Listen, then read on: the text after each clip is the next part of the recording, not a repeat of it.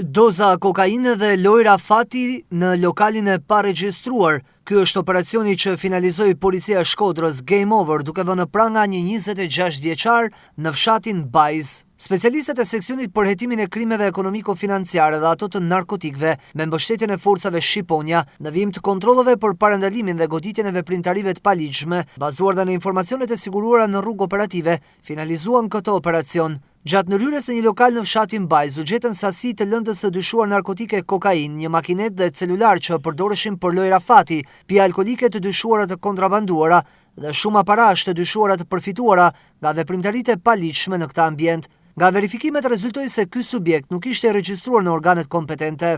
Në vijim të procedurave u arrestuan në flagrancë pronari 26 vjeçar Gabriel P, banues në Vukpalaj.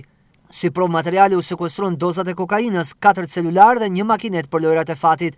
Materialet procedurale i kaluan prokurisë së Shkodrës për veprimet mëtejshme.